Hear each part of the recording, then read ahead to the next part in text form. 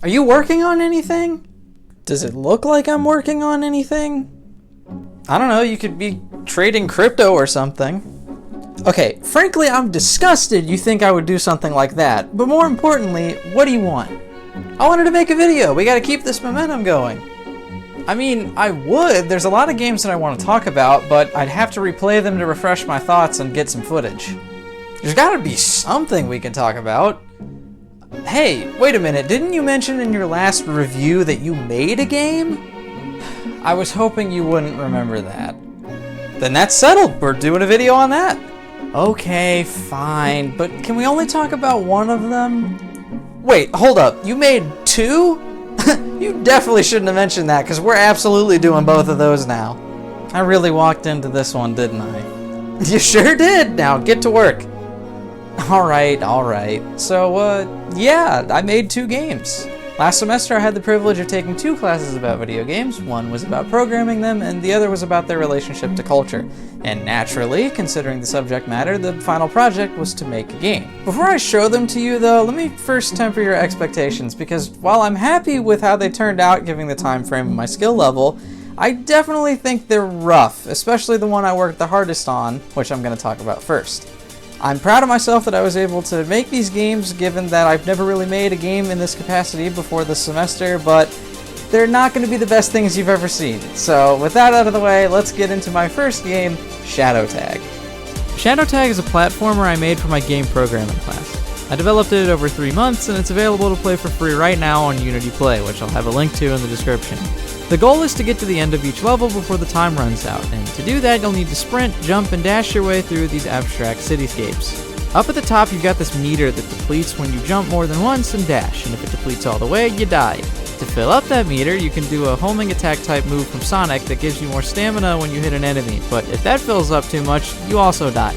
This game is janky, to say the least. It doesn't control very well, and the levels are very hastily constructed, and it runs pretty poorly, which I'll get into momentarily. But despite my criticisms, there are a lot of aspects of this game that I do like. The big thing is that this game was an effort to make some semblance of a game I've been wanting to make for years, and though I didn't really succeed in that effort, to the point where I didn't at all want to name this the game's title, I showed myself that with a lot more mastery and effort, it's possible I can make that game. And that's a really cool feeling to have. I'm also really happy with the visual style, even though that mostly came about because I didn't have the resources to make neat looking levels and wanted to try to mask how badly I had set everything up. I blasted everything with lots of post-processing and made everything look like it was kind of dreamed up in some fictitious space, and ended up with this, and I think it looks pretty neat and not like a ton of other projects. Perhaps more interesting than the game itself was the development process, which was long, stressful, and arduous. I started pretty early because now with a foundational background in programming, I felt like I could actually really start doing things in Unity. My plan was to implement as many features from the actual game as I could and then build a game around that. And since those were all primarily movement-based, I started with a character controller. With about a week of watching a bunch of videos and reading a lot of information online, I had a character controller, and it worked pretty well. But when I went to go add some extra features to it that were more advanced, I ran into a problem. I had built the wrong type of character controller for the game that I wanted to make. I needed to use a physics-based one, and I just was not. So I decided to Frankenstein a solution using new code and the old existing structure that I had, and that took a very, very long time. By the time I had finished that, I only had about a month and a half left to develop the rest of the game. And that wasn't a lot of time. After finishing the controller, I scrapped together a level and started working on how the actual game would play. And that's when we got the official assignment description and realized that I had a lot of things that I needed to change. And needless to say, that did not go very well. See, I had been developing the game this entire time under the impression that it could run on Windows. However, we were actually supposed to make it for the web, targeting WebGL as the build platform. Okay, I said to myself, that's fine. I'll just switch over the target platform and it'll be fine, right? Unfortunately for me, I was very wrong. WebGL absolutely dumpstered my performance to the point where the game was almost unplayable. Not only that, but my post-processing stack and shaders I was using were not compatible at all with WebGL because WebGL can't interact with the graphics card in the way these shaders needed. I didn't have much time left, so I kind of freaked out, and the rest of my dev time was spent frantically trying to optimize and finish what I could. But without actually knowing how to optimize a game, since that's a very advanced topic, I resorted to just taking stuff out. I made my level shorter and sparser, redid the post-processing stack and made it lighter, scrapped some features that weren't quite working yet, added a timer, and eventually I was able to get something working well enough. I learned a lot working on this game, and though I know now after spending more time with the platform, there are a lot of things I could have fixed, and I wish I could have done that, but sometimes you gotta fail hard to really learn something, and that I did. Considering the circumstances, I'm happy I was able to make this, and despite its flaws, I'm glad that it has some shred of a vision that was executed. For something that I made with barely any experience and whatever free time I could spare, I'm pretty satisfied with the final product.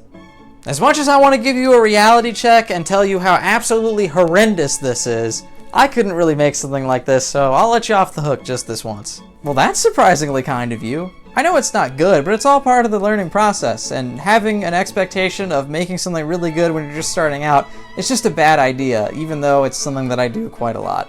Then I guess it's going to take you about 100 videos to get out of the learning phase for this, because you are not getting any better at this. At least I'm not filming the majority of this video outside like I did that one time. Yeah, that was a choice. Anyway, what's the other game you made?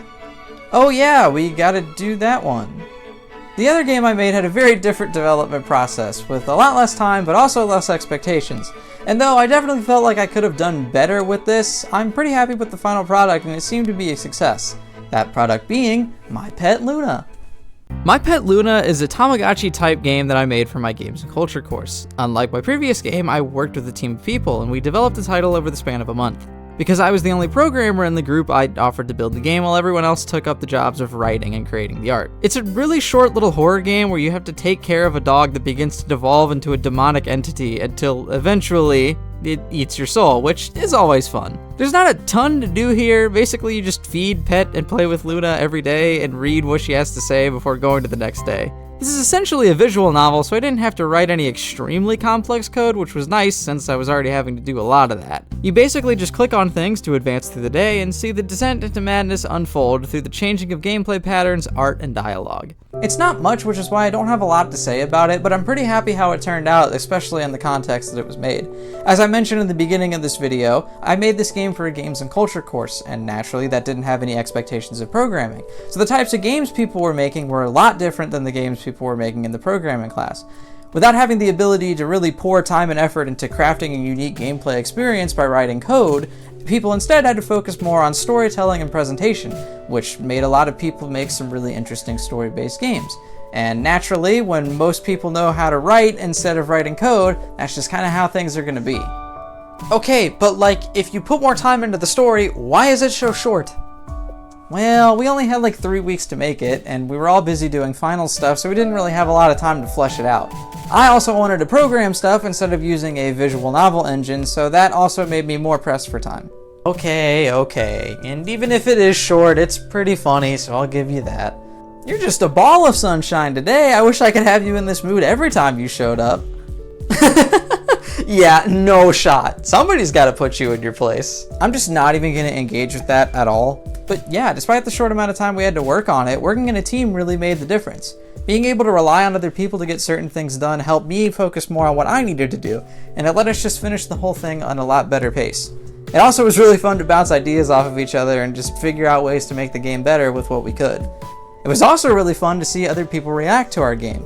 For our final, we just had to come in on one of 2 days and everybody got to talk about their game and then play each other's titles. Getting to hear people get to certain parts of the game and have a really strong reaction to it was really gratifying, and it helped push off a lot of negative feelings I had about my own work. Alright, so I know you said you feel better about this one compared to Shadow Tag, but I've got to ask, which one do you like more? That's a great question, and despite the stress and struggles, I think I'm gonna go with Shadow Tag. In direct comparison, My Pet Luna is a complete experience. It has direction, a clear loop, narrative, and a distinct style, and it just feels like a completed project despite its length.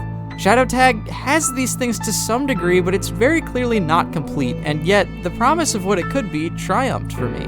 The feeling of seeing my idea come to life by my own hands kept me going, and though it's not even a fraction of what I wanted it to be, built on top of limited knowledge, horrendous code, and whatever assets I could scrounge up, I look at it and see the makings of something really special. Maybe that's my ego talking, but it's me finally doing something I've always wanted to do, and I'm glad I was able to do it. I was happy to be a part of My Pet Luna, and I'm proud of the product we delivered, but doing something entirely my own just feels better, and so Shadow Tag wins out. Well, there's a big surprise. Your labor of love talking points made it very clear from the start which one you were gonna pick.